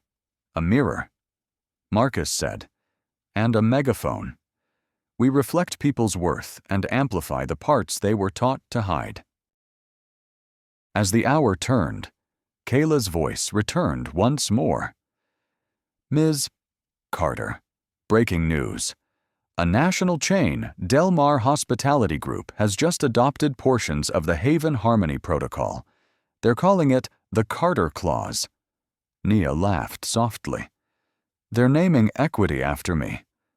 "No," Rosa said gently, standing beside her. "They're naming it after what you forced them to remember before dinner service officially began." Nia took a breath and addressed the room staff. Guests, reporters, former employees, students, all mixed as one. "We didn't plan to start a movement. We planned to serve dinner. But when exclusion showed up on our doorstep, we didn't ask it to leave quietly. We fired it. We named it. We replaced it with a table where everyone eats. And we're just getting started." The lights dimmed. The kitchen buzzed. The host stand was manned not by gatekeepers, but greeters of change. And in that moment, quiet but undeniable, a revolution got seated. By 6:18 p.m., what had begun as a confrontation over a denied table had become a national headline. Cable news crawlers ran updates every half hour. Haven Harmony was trending globally. Major publications scrambled to secure interviews. But inside Haven Bistro, it was just dinner service, the most honest version of it anyone had ever seen. Nia Carter stood at the edge of the dining room, watching as guests entered not with suspicion or hesitation, but with hope. Hope that they wouldn't have to fight for decency. Hope that this wasn't a performance, but a promise. She whispered to Rosa, "We're not feeding just stomachs anymore." Rosa replied, "No, ma'am. We're feeding faith." At table 4, a family of 4 who'd driven from North Carolina to see the place where change started was greeted with handwritten welcome cards. The father said, "This is the first time my daughter will eat somewhere where I don't have to explain why we were treated differently." In the kitchen, Chef Ramon had posted a handwritten mission. "The food will always be good, but the service must be sacred. And every dish that went out came with more than flavor, it came with intention. Servers no longer judged based on jewelry, shoes, or skin. They greeted hearts, not appearances." Outside, a line stretched down the block, but there were no complaints. A woman near the front said to a reporter, "If I have to wait 2 hours to feel seen, it's still faster than the 40 years I've waited to be respected." Meanwhile, Kayla's voice filtered in. "Carter, CNN's Don Lemon just requested an interview. So did PBS, MSNBC, and a Harvard law professor studying bias in service industries. Tell them I'm unavailable," Nia said. "You sure I'm busy serving?" she replied. "Let the story speak for itself." Back inside, Owen greeted a group of teachers from Memphis. They had come as a team, wearing matching shirts that read, "Teach Equity, Serve Equity." One of them said, This restaurant is now a case study in every social ethics class I teach. Imani, sketching nearby, smiled and added under her drawing. It started with food. It became a philosophy. A little girl approached Rosa with a drawing. It was a stick figure with curly hair standing in front of a building labeled Fair Place. "That's you," the girl said. "You opened the door." Rosa nearly cried. In the staff lounge, Talia reviewed applications from newly hired hosts. One included a cover letter that read, "I'm not applying because it's a job. I'm applying because this is the first restaurant that feels like a revolution." She turned to Nia and said, "People aren't applying for work. They're applying for purpose." At 7:05 p.m., Kayla's voice rang out again. "Ms. Carter, a letter just arrived from the Equal Employment Opportunity Commission. They've asked to tour Haven Bistro as part of their new audit of service industry discrimination across the Southeast." Nia nodded. "Let them come. And if they ask how we fixed it." Nia smiled. "Tell them we didn't fix it. We fired it. And we replaced it with truth." Just then, Ava entered, not as a former hostess, not as a defendant, as a witness. She quietly approached Nia and handed over a flash drive. "What's this?" Nia asked. "The filtered footage. Every moment of misconduct from the front desk camera. Never deleted. Just hidden." Rosa gasped. Owen said, "You kept all of it?" Ava nodded. "I couldn't stop what was happening back then, but I can make sure it's seen now." Nia looked at the flash drive and said, "Truth doesn't need editing. It just needs air." By 7:27 p.m., CNN's breaking story aired a black CEO denied a table at her own restaurant. 10 minutes later, she fired the entire staff. Viewers watched stunned as the footage unfolded.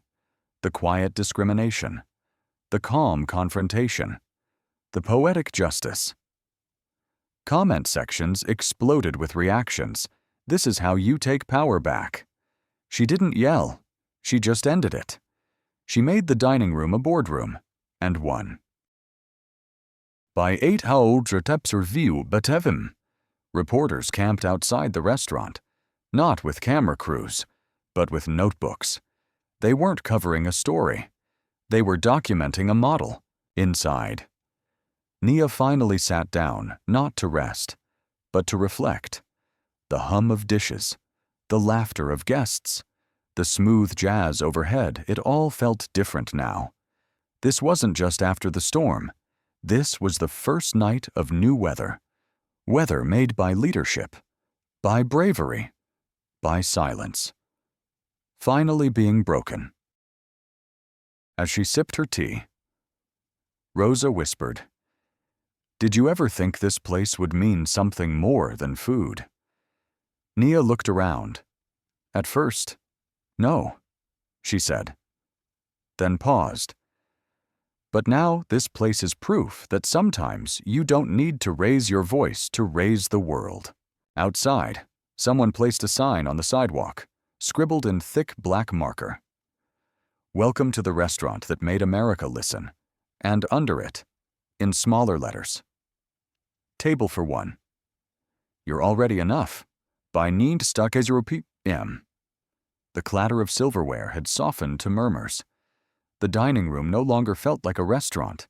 It felt like sacred ground, a place where dignity had been fought for, reclaimed, and then served with every dish. Every table had a story. And now, every story had a place to live. At the back of Haven Bistro, Rosa and Elena unveiled a wooden podium with one item on it, a thick, leather-bound guest book. But this wasn't for reservations. It was for revelations. Above the podium, in etched gold script, it read, "The Guest Book of Truth." What you were never allowed to say, and below it, in smaller print, write what they wouldn't let you speak. This time, It will be heard. The first entry came from a woman in her 60s. She wrote, "Your manager made me wait 45 minutes while 3 couples who arrived after me were seated. I left crying. That was 2 years ago. Tonight.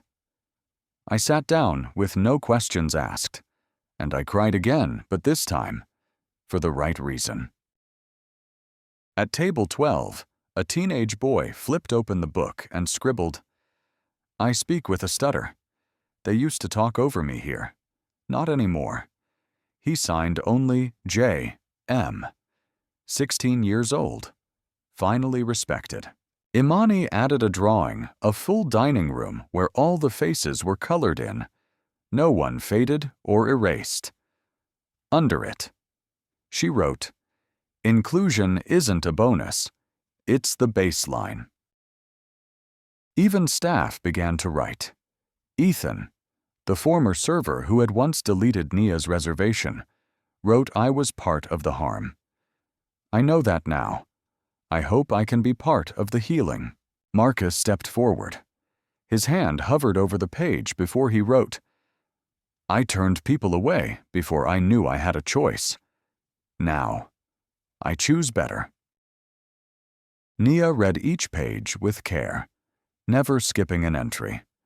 She said nothing, but every so often, her fingers rested gently on a name or a phrase, like she was pressing a fingerprint into the moment.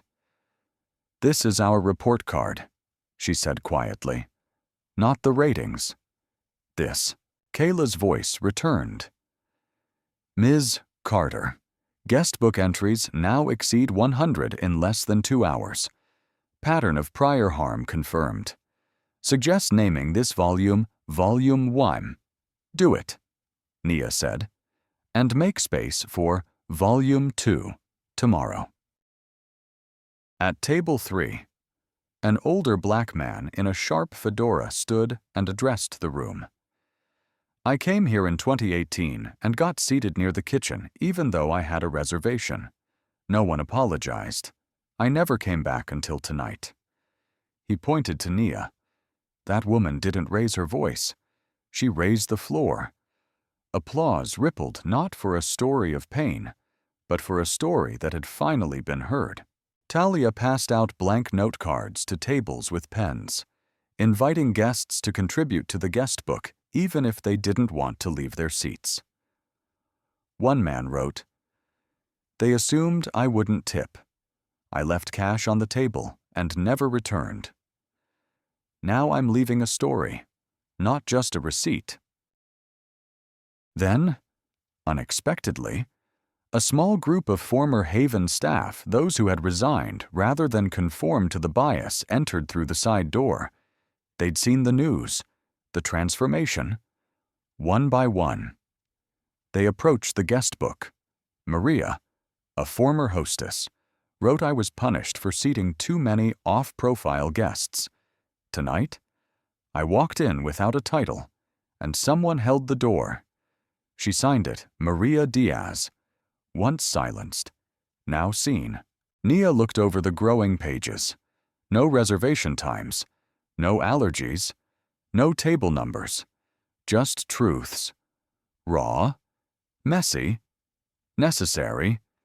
This, she said, is our new policy manual. Elena handed Nia a printed draft of a new training module titled Voices at the Table Teaching Through Testimony. It began with a directive. No more simulations. Use the guest book. Let the real stories speak. At 9:43 p.m, a 10-year-old girl named Simone walked up to the podium with her mother. She asked shyly, "Can I write something?" Nia knelt beside her and said, "Absolutely. This space belongs to you, too." Simone wrote, "My skin is brown. My hair is puffy. Someone once said I looked too much to sit at the front. But today, they said I looked like a princess. I believe them this time." She drew a crown next to her name. Tears came to Nia's eyes, but she didn't let them fall. She just kissed Simone's hand and whispered, Never doubt it. Later, Owen approached the bar with an idea. "We should digitize this," he said. "Make the guest book public. Let people from around the world add their truths. Give them a place to be seen." Nia agreed. "Let's build a digital table. No maximum capacity. Everyone gets a seat." As the final seating turned over, Kayla reported CNN is reporting that over 1.2 million viewers have now watched the original footage. Hashtags Nia Carter, Table of Truth, and Fired for Good are trending in 22 cities. Rosa laughed. "We're breaking the internet with a binder and a pen." At closing, Nia placed a rose on top of the guest book, not as a decoration, as a memorial, to the voices once dismissed, to the truths once ignored, and to the future that would no longer pretend not to know. Outside, under soft street lamps, a new sign had been taped to the door, not by management, by someone anonymous. It read, "Every great revolution starts with a guest book." By 10:17 p.m., Haven Bistro had stopped being a location. It had become a landmark, not for tourists, not for diners, but for anyone who had ever been overlooked, silenced, redirected, or filtered out of a space they had every right to belong in. The dining room was quieter now, not empty, just full in a different way. A kind of hush had settled in, the kind that follows truth too big to ignore. Rosa dimmed the pendant lights. The shadows that danced across mahogany floors weren't haunting, they were historic. Because people would talk about this night for years. And maybe they wouldn't remember every dish or every face, but they'd remember how it felt. Near the back, a man stood with his hand on the guest book podium. He didn't write anything, didn't even pick up the pen. He just stood there for 5 full minutes. When Nia approached, he turned and said simply, "I don't have the words, but this gave them back to me." She placed her hand on his shoulder. "You don't have to write them all down," she said. "You're already speaking by standing here." Meanwhile, Owen reviewed the digital guestbook prototype with a laptop perched on the host stand. Every few seconds, a new entry blinked into the queue. "From Chicago, I was refused service because they said I looked homeless. I was in scrubs after a night shift. Bless this movement. From Houston, I cried at my table when they didn't make me explain why I was alone. From Birmingham, they asked if I could afford the meal before handing me a menu. I haven't eaten out since until tonight." Nia read silently, then said, "Let's keep this guest book online forever, and never ever filter the pain out of it." At table 5, Imani quietly drew a mural panel titled, "What a Table Can Hold." It showed a table holding more than plates. It held a mother's pride, a boy's safety, a teacher's dignity, a worker's exhaustion, a stranger's redemption, and under it, she added, "It's not just a table, it's an altar." By the kitchen door, Ramon gathered his cooks and announced something unexpected. "I've decided to leave the line." Gasps. "I'll stay on as culinary director, but I'm turning the kitchen over to Leona." A young black sous chef looked up, stunned. "Me," she whispered. "You've earned it," he said. "And I want the kitchen led by someone who knows how to flavor justice." Elena stood at the bar, passing out the final stack of printed equity pledges. Each new staff member signed theirs with quiet commitment. And beneath each signature, in Elena's handwriting, it read, "I will never trade speed for silence, or profit for prejudice. I serve with eyes open." At 10:36 p.m., Kayla announced, Update White House press secretary has confirmed they're monitoring the Haven Harmony initiative and considering federal adoption for public service counters. The room froze. The White House Talia repeated. Nia exhaled slowly. This isn't a press moment. It's a pressure moment. Let's hold the shape. Don't perform. Persist. At the front door, a young journalist approached Nia, recorder in hand. Just one quote, she asked softly. One thing you want the world to remember. Nia didn't hesitate. I didn't burn it down. I just turned the lights on. The journalist stood still. Can I ask what you call this? Nia replied. I call it what we should have always been doing. Then, in the far corner, Ava returned. This time, not with fear, but with a bag of binders. I found more, she said. From the drawer. Complaints, testimonials, ignored applications from walk-ins who were told the dining room was at capacity. Nia took the stack, set it on the table, and said, Then let's build something with them. Outside, a crowd had gathered not for food, but for witnessing. Someone had projected live footage of the dining room onto a screen across the street. Not a spectacle, a mirror.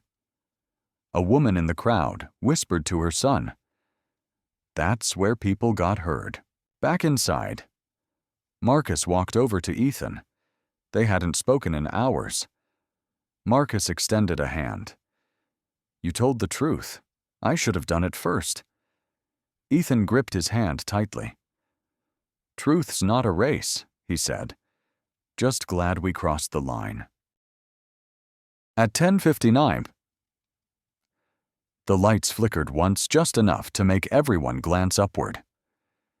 Nia stepped into the center of the room. She didn't raise her voice. She didn't summon attention.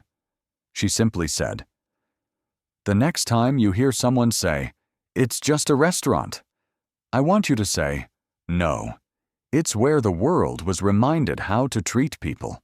Then, Rosa rang a small brass bell once. Service closed. But the story had just opened.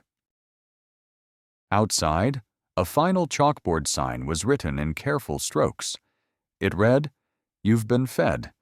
Now go feed the world with truth, and without fear. By 11:35 p.m., Haven Bistro had served its final table of the night, but no one wanted to leave. The dishes had been cleared, the candles snuffed. The music faded to a low, pulsing jazz note that felt more like a heartbeat than background. And still, people stayed. Not because they were hungry for food, but because they had just been fed something rare. Justice with a receipt. Nia Carter stood near the windows, arms folded gently, watching the room like a conductor after the final note of a symphony had been played. There was no applause, no cheering, only reverence. Outside, the chalk sign had one last addition scribbled by a young woman who had waited 2 hours to get in. We didn't come for food. We came to feel possible again. At the bar, Rosa poured a glass of water and raised it toward Nia. No more champagne, she said. Tonight, we toast with clarity. Nia raised hers back. To what? To the last reservation. Rosa replied, the one people stopped making because they were too tired of being told they didn't belong. The guest book was now 3 volumes deep. The digital version, over 80,000 entries and climbing. Kayla's voice confirmed. National libraries are requesting a copy of the Haven Harmony guest book for Civil Rights Archives. A curriculum based on tonight's events is being drafted by 3 universities. Nia blinked. Tell them this was never a thesis. This was a threshold, at a table by the window. Elena sat with a group of young servers from another city who had come just to observe. One of them, a soft-spoken man named Devon, leaned in and said, "I used to tell myself, it's not my restaurant. I can't change it. But now I know it doesn't have to be yours for you to fix it." Talia approached with a stack of menus. "These are the old ones," she said. "Still list the food, but the spirit's outdated." Nia looked at them, then asked, "Where should we put them?" "Nowhere." Owen chimed in. "Let's shred them and make paper for the new ones." In the kitchen, Ramon and Leona gathered the line cooks one final time for the evening. "No breakdown," he said. "Not tonight." He opened a drawer, pulled out a stack of index cards, and handed one to each cook. "Write the worst service moment you've ever seen or been a part of. Then pass it to Leona. We'll burn them behind the building at sunrise." Why, one asked. "Because we're done hiding it." Leona answered, "We write it. We burn it. We begin clean." Back in the dining room, Imani stood up with a blank canvas. "I want everyone left in this room to press their hand here," she said. "No names, no roles, just proof you were here, that you helped change something. One by one." They dipped palms in ink and pressed them to the canvas. The final image looked like a galaxy, messy, colorful, and unstoppable. At the bottom, she wrote, "The hands that turned the table," just before midnight. Nia unlocked the doors herself, not to let someone in, but to let truth breathe out into the night. She stepped into the quiet air, now dry from the storm, and looked up. The clouds had cleared, but not everything had, and that was the point. Owen joined her outside. "You know what they're gonna say, right?" he asked. "What?" "That this was performative, that it was staged, that it was PR." Nia smiled. "Let them say it, because while they're talking, we're training." Then Ava appeared at the threshold, her eyes red but clear. "I have a request," she said softly. "Not for a job, just for space." Nia didn't speak. She simply stepped aside and motioned for her to enter. Ava crossed the threshold. She wasn't the same woman who'd once filtered guests by looks. She was the one now willing to stand beside the list she'd once enforced. She walked to the podium, picked up the pen, and wrote just one sentence. "I was part of the lock. Tonight, I became part of the key." She placed the pen down and left without a word. No one clapped, but everyone understood. Rosa turned off the lights one section at a time, and in the flicker of final closure, Nia whispered, "This isn't the end of a shift. This is the end of a silence." At 12:01 a. The last light went out, but Haven Bistro didn't sleep. It simply transformed. It became a symbol, a spark, a system rebooted one guest at a time. Outside, a final message was written in chalk below the last sign. Your presence was never the problem. Their perception was, you belong. You always did. And with that, the door clicked shut. But the movement wide open. 1 year later, on the exact anniversary of that stormy Sunday night, a line formed down Peachtree Street before sunrise. No marketing campaign, no billboards, no celebrity endorsement, just memory. And the belief that what happened inside Haven Bistro that night mattered more than any dish that ever left its kitchen. A brass plaque now sat outside the entrance. It read, "This is where silence ended. This is where inclusion began." Inside, the restaurant had changed, but not beyond recognition. The tables were still mahogany. The pendant lights still glowed amber. But the guest book was now in its 14th volume. There were now 2 host stands, one for seating, one for listening. And above the door hung the mission in simple font: service without bias, welcome without exception. That day, Nia Carter didn't speak on stage. She didn't cut a ribbon.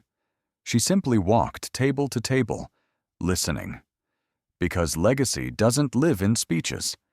It lives in what you build that no longer needs you to defend it. At 9 Sonsros Ahim M. The doors opened. First to enter was a woman who had once been denied a table wearing a nurse's scrubs. Behind her, a child with vitiligo who whispered, "This is the place that told my mom she was enough." And behind him, 3 hospitality interns from Kansas who'd written essays about Haven Bistro for their ethics final. At table 7 sat Rosa, now general manager. She handed out new hire packets that began with a single line. If you ever wonder what's expected here, ask who hasn't been heard yet. The Haven Harmony Initiative had grown to 39 cities. Equity training modules now existed in 112 restaurant groups, and the phrase Carter Clause had entered HR policies across airlines, hotels, banks, even law firms. But for Nia, it was never about the clause. It was about the cause. She met a woman from Portland who flew in just to leave an entry in the guest book. It read, "You don't know me, but because of you, I fired 2 managers who built an empire on exclusion, and then I rebuilt. With voices, not walls." Imani's mural, "The Hands That Turned the Table," had become a national symbol, printed in schools, painted in libraries, tattooed on arms, because what started as one night of resistance had become a language, a visual manifesto for what happens when dignity isn't requested, it's expected. Owen, now Director of Narrative Strategy, led guests through the Equity Archive room at the back of the restaurant. On the wall, laminated and framed, hung the quote that had anchored everything. "I didn't burn it down. I just turned the lights on." Beneath it was a smaller card. "Justice is not loud. It's persistent." And just past the final display beneath glass sat the original guest book. Volume Y. Pages slightly wrinkled. Ink smudged in places. But none of it edited. None of it hidden. Because legacy without truth is just branding. And this wasn't a brand. It was a blueprint.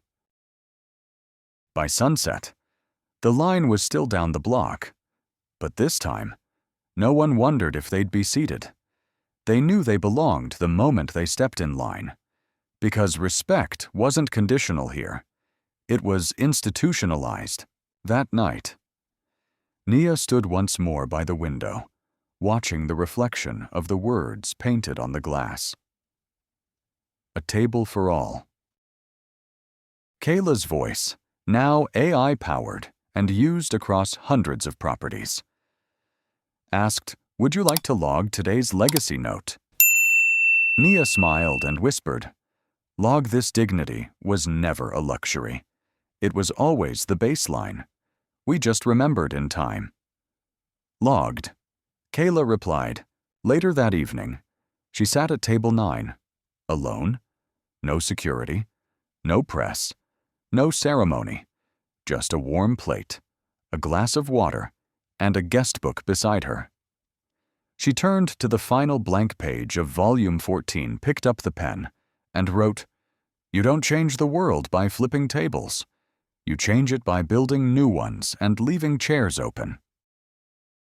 As the dining room buzzed quietly around her, a mother leaned over to her child and said, "That's the woman who made it all possible." Nia looked up, smiled gently, and said, "No, sweetie. We all did. Because no one builds equity alone, and no one should have to."